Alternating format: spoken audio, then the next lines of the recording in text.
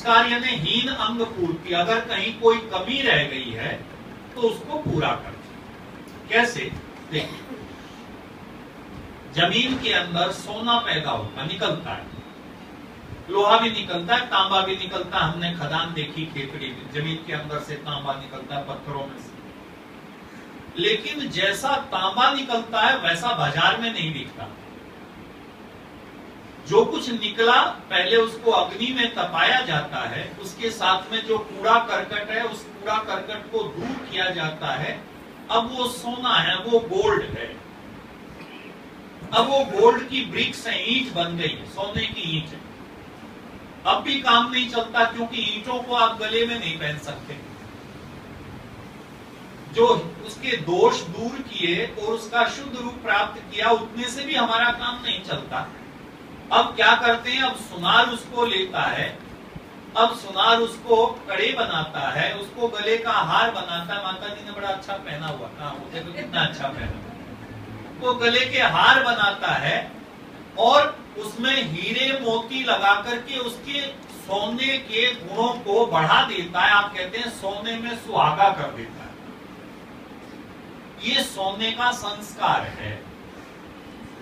ऐसे ही हमारे ऋषियों ने वर्षों पहले एक इंसान के निर्माण की एक प्रक्रिया, एक विधि विचार की थी वेदों के आधार पर, और उसको एक नाम दिया था संस्कार।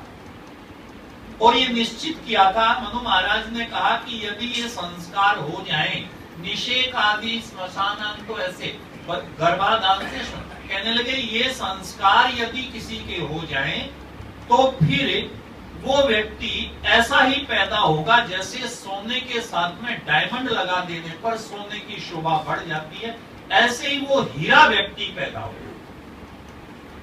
अब समस्या ये है कि हमारे यहाँ तो हीरे पैदा नहीं हो रहे। आपके घर की आर्य समाज की जिस संस्था में हम बैठे हैं उसकी बात ना करें तो आज समाज में तो बहुत बड़ी समस्या है कि हमारे यहाँ जो बच्चे, हमारी सोसाइटी जो पैदा हो रही है नई, उस सोसाइटी से बहुत सारे लोग परेशान हैं। आप रोज टीवी पे, रेडियो पे खबरें सुनते हो, पढ़ते हो, कैसी कैसी संतति हो रही है। ऐसा क्यों हो रहा है?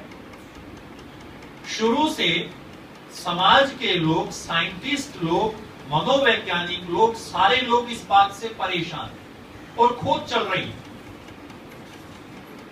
साइंस में एक सब्जेक्ट बनाया गया, उसका नाम है जेनेटिक इंजीनियरिंग।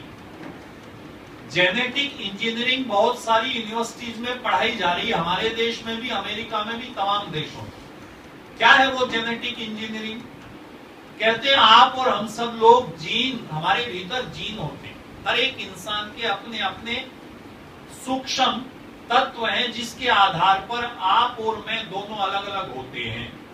डीएनए जो चेक किए जाते हैं ना आजकल, कहते हैं हमारे भीतर जीन्स होते हैं, जीन्स। साइंटिस्ट अमेरिका में ये अध्ययन कर रहे हैं कई यूनिवर्सिटीज में कि हम सब लोग माता और पिता के जीन से पैदा हुए लोग हैं। और वो ये कहते हैं कि जीन के भीतर ही, उसी जीन्स के भीतर ही किसी व्यक्ति की सारी आकृति सूक्ष्म रूप में है। मैं काला हूंगा या गोरा हूंगा, लंबा हूंगा या नाटा हूंगा, मोटा हूंगा या पतला हूंगा, बुद्धिमान हूंगा या बुद्धिहीन हूंगा, उग्र हूंगा या शांत हूंगा, ये सारी चीजें एक छोटे से जीन के भीतर हैं। भारत के एक विद्वान हुए, साइंटिस्ट हुए, जिनको नोबेल प्राइज मिला था, उनका नाम था हरगोविंद खुराना। हरगोविंद खुराना साहब अमेरिका चले गए थे और वो जेनेटिक स्टडी कर रहे थे। आज रशिया में, अमेरिका में, सारे यूरोप में और हमारे देश में भी अब जेनेटिक स्टडी खूब तेजी से चल रही है। बहुत सारे अंग बनाए जा रहे हैं। अंग बना बना के धीरे धीरे साइंटिस्ट ये कहना चाहते हैं और ये कहना है कि एक समय ऐसा आएगा जब आप बच्चे के जीन को लेंगे और माता के गर्भ में स्थापित करने से पहले या माता और पिता के बीज को लेकर के गर्भ में स्थापित करने से पहले उसके भीतर से जैसा आप चाहेंगे वो निकाल देंगे। आप चाहते हैं कि बच्चा गोरा बने तो जो काला पैदा होने वाले जीन है वो निकाल देंगे, और जैसे आजकल पौधों को ग्राफ्ट किया जा रहा है ना, फल और फूल के पौधों, आपने देखा होगा इतने इतने बड़े आम के पेड़ हैं और फल से लदे पड़े।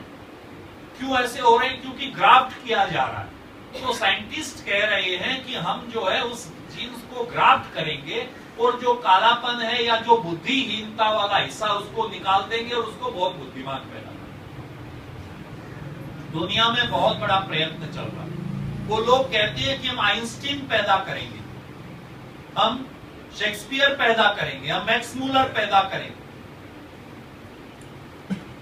हमारे ऋषियों ने, मैं सोच रहा था जब ये सब पढ़ रहा था कि हमारे ऋषियों ने भी तो विचार किया होगा, वो भी तो कुछ सोचते होंगे। उन्होंने क्यों जेनेटिक इंजीनियरिंग पे ध्यान नहीं दिया? जब आज हम कहते हैं कि हमारे यहाँ प्राचीन काल में ऐसे ऐसे अस्त्र शस्त्र थे, ऐसी ऐसी विद्याएं थी कि युद्ध कहीं हो रहा है और समाचार कहीं पे सुनाए जा रहे हैं, आप कहते जानते हैं ना इस बात को। तो मैंने सोचा कि हमारे यहाँ जेनेटिक इंजीनियरिंग पे कोई चर्चा हुई कि नहीं हुई। फिर मुझे ख्याल आया कि महाभारत में एक प्रसंग है। क्या प्रसंग है? कि एक स्त्री और पुरुष के, एक माता और पिता के 100 संतानें हैं, 100।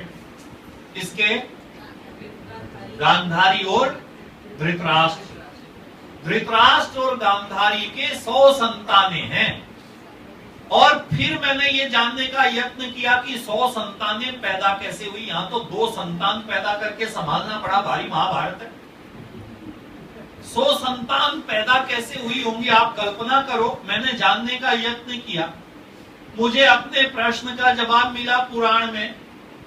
उन्होंने कहा कि एक कुंभ का निर्माण किया गया। ऋषियों ने, वेद व्यास आदि ऋषियों ने एक कुंभ का निर्माण किया और उस कुंभ में धृतराष्ट्र के बीज का आधान किया गया, जिससे 100 संतान पैदा हुई। मैंने कहा अब मुझे अपने सवाल का जवाब मिल गया। अब मुझे जवाब मिल गया कि एक बार धृतराष्ट्र ने 100 संतान पैदा की, ऋषियों ने जेनेटिक इंजीनियरिंग का प्रयोग किया तो 100 में से एक भी समाज के लिए उपयोगी पैदा नहीं हुई, एक भी पैदा नहीं हुई। इसलिए ऋषियों ने उस दिन के बाद इस इंजीनियरिंग को बंद कर दी कि घड़े से, इंसान के बीज से अच्छी संतान पैदा नहीं की जा सकती।